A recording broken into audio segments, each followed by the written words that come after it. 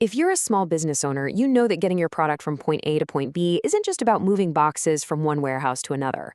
Those shipments, they represent weeks of tied-up capital and massive, immediate threats to your cash flow. Literally, one bad shipment can completely derail your entire quarter. So in this explainer, we're going to build your ultimate playbook for transit risk and insurance. We're going to strip away all the confusing industry jargon so you can make absolutely bulletproof decisions about your supply chain. Let's dive right in. So ask yourself right now, could your business actually survive a catastrophic loss in transit? It's a really uncomfortable question, I know, but framing your supply chain risks directly against your bottom line is the very first step to survival. We aren't just talking about a dropped box or a couple of dented items. Imagine losing an entire holiday season's worth of inventory in one fell swoop because a shipping container went overboard or transit warehouse completely flooded. What happens to your cash flow then? What happens to your daily operations?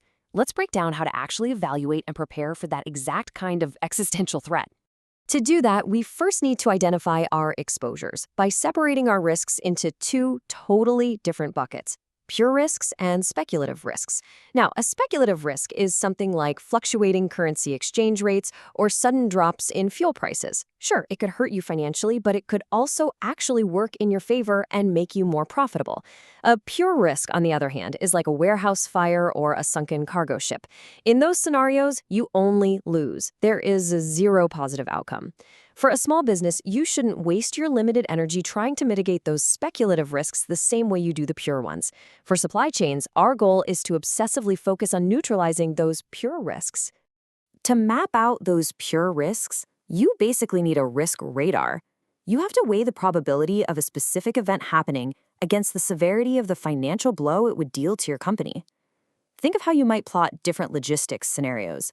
Shipping a giant crate of heavy-duty steel parts might have a really low probability of catastrophic damage.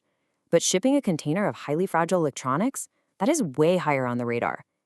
If a risk lands in the extreme zone, meaning it's highly likely to happen and would be absolutely devastating to your bank account, you need a comprehensive mitigation plan right now.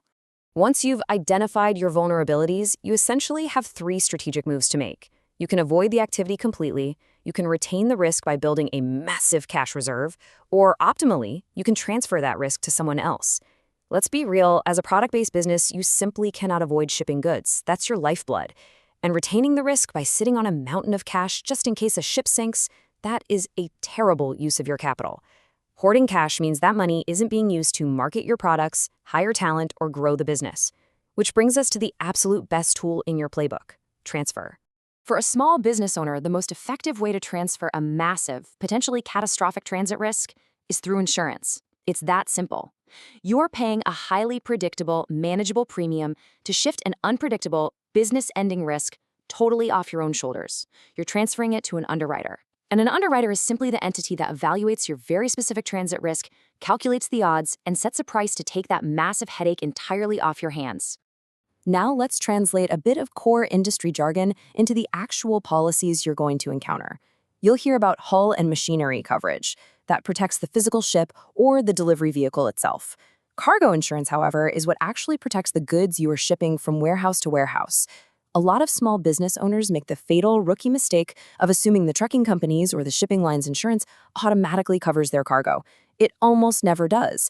Their hull insurance protects their asset, which is the truck. Your cargo insurance is what shields your asset, the valuable inventory inside.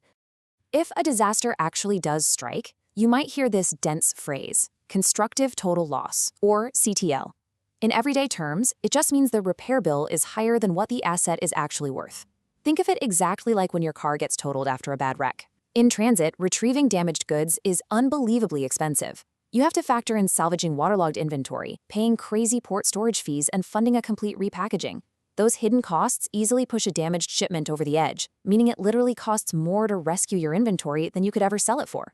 That is a constructive total loss. But what happens to your transferred risk when two ships crash and the blame is shared? Ocean transit and global supply chains are rarely black and white. Shared blame is incredibly common when massive logistics networks collide. And the financial ripple effect of this is super important to understand because it dictates how insurance payouts actually function out in the real world. Let's set up a quick case study to see exactly how this cash exposure plays out.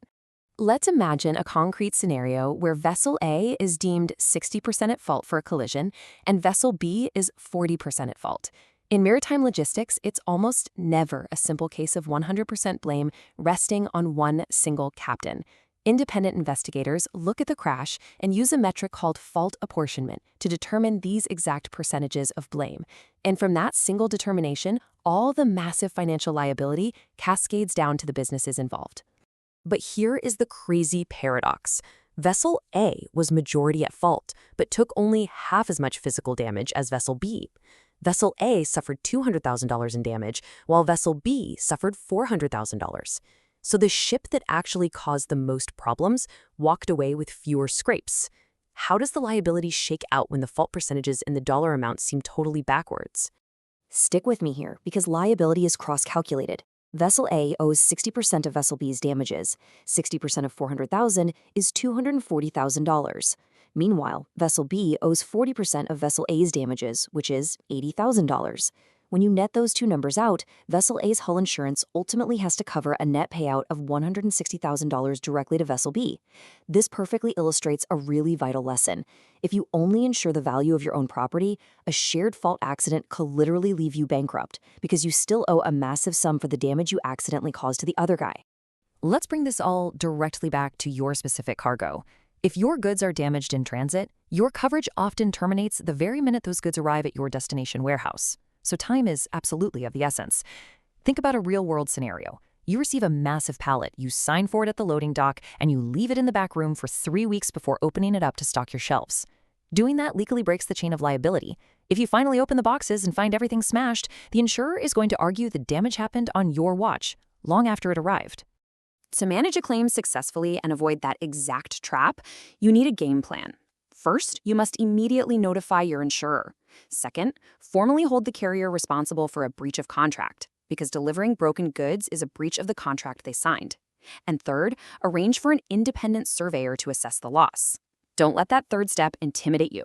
A surveyor is essentially an impartial detective whose sole job is to document the raw facts, making sure neither the massive shipping company nor the business owner can manipulate the story. One quick heads up on that surveyor.